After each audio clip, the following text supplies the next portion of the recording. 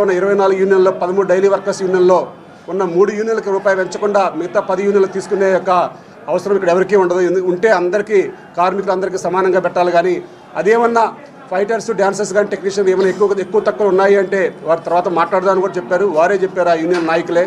అటువంటిది కూడా పరిగణలో తీసుకున్నాం. మేము రూపాయి కూడా పెంచాం, మీరు ఏం చేసుకుంటే చేసుకోపోండి అన్నట్టుగా మాట్లాడటం ఇంకా చాలా బాధాకరంగా ఉంది.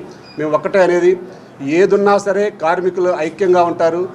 ఇప్పుడు దాకా మీరు ఇదే కార్మికులతో పని చేయించుకుని ఆ కార్మికులతో మాకేంటి పని అన్నట్టుగా ఒక 4 రోజులు అయితే వాళ్ళు పొట్టగాలితే వాళ్ళే వస్తారులే షూటింగ్కి, ఏంటి వాళ్ళు 4 రోజులు షూటింగ్ ఆపితే ఏం కాదు మనకి, వాళ్ళే మనం సచ్చినట్టు ఒప్పుకుంటారు అనే విధంగా మాట్లాడటం ఇంకా బాధాకరంగా ఉంది.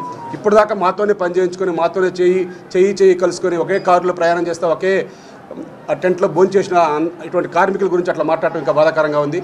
మేము ఒకటే అనేది, ఫైనల్గా మేము కోరేది ఒకటే, 24 యూనియన్లో ఉన్న 13 డైలీ వర్కర్స్ యూనియన్కి అందరికీ సమవేతనాలు పెంచాలి. ఏదైనా ఎక్కువ అనుకుంటే కనుక ఫస్ట్ ఒక పర్సంటేజ్ డిక్లేర్ చేసిన తర్వాత వారితో ముగ్గురితో కూర్చొని ఎక్కడ ఎక్కువ ఉంది ఎక్కడ తక్కువ ఉంది కూడా వారు కూడా సహకరిస్తున్నారు. కాబట్టి వారి యొక్క భాగస్వామ్యం చేసుకొని దానికి నిర్మాతకి ఇబ్బంది లేకుండా చేయడానికి మేము సిద్ధంగా ఉంటామని చెప్పి తెలియజేస్తున్నాం. కానీ ఏదేమైనా కార్మికుల్ని విడగొట్టడానికి ప్రయత్నం చేయొద్దని మీడియా పరంగా నిర్మాతలు కోరుతున్నాం. మా కార్యాచరణ ఇప్పుడే ఫోన్ వచ్చింది. రేపు కాదు ఎల్లుండి లేబర్ కమిషనర్ ఆఫీస్కి నిర్మాతలు కూడా వస్తామని చెప్పారట, మమ్మల్ని కూడా రమ్మని చెప్పారు. మరి ఈలోపు ఇక్కడ ఛాంబర్లో పరిష్కారం చేసుకోండి అని చెప్పేసి లేబర్ కమిషనర్ గారు కూడా చెప్పడం జరిగింది. మరి ఈలోపు ఈ రోజు కానీ రేపు కానీ మేము ఇప్పుడు కూడా వారికి చెప్పేది ఒకటే, ఇప్పుడు ఛాంబర్ అధ్యక్షులు భరతభూషణ్ గారికి కానీ దామోదర్ ప్రసాద్ గారికి కానీ మేము ఒకటే చెప్పాం, ఆ 3 యూనియన్లకి ఏం పెంచుతారు కనుక మీరు ప్రకటిస్తే ఈ కార్యాచరణకి మీ వర్కర్స్ అందరినీ కూడా ఒప్పించేట్టుగా ప్రయత్నం చేసి అందరికీ న్యాయం చేస్తామని చెప్పాము. కాబట్టి ఒకరికి పెంచకుండా ఉండటం అనేది చాలా తప్పు.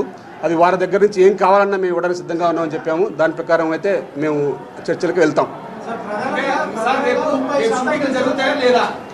రేపు షూటింగ్లు జరగవండి, ఏ షూటింగ్లు కూడా జరగవు. రేపు టోటల్గా ఆపేస్తాం. ఇంకా ఈ లోపు కనుక చర్చలు జరిగితే ఆ 30% ఇస్తారన్న వాళ్ళకి కూడా వెళ్తాం. లేకపోతే ఆల్రెడీ ఉన్న షెడ్యూల్ ఉంటే కనుక వారికి 1 రోజు 2 రోజులు టైం ఇస్తాము. ఇచ్చి మరి వాళ్ళకి కూడా సడన్గా రేపు ఆల్రెడీ ప్రోగ్రామ్ చెప్పుకొని ఉంటారు కాబట్టి మేము పర్మిషన్ ఇచ్చాం కాబట్టి వారి షెడ్యూల్తో వారితో మాట్లాడి ఇంకా ఆ షూటింగ్ కూడా ఆపడానికి ప్రయత్నం చేస్తామండి. మొత్తం అన్నీ ఆపేస్తాం. ఇక ఈరోజు చర్చలు చూసి ఈరోజు చర్చలకు ఏం కాకపోతే సంపూర్ణ బంద్ ప్రకటిస్తామండి. ఇంకా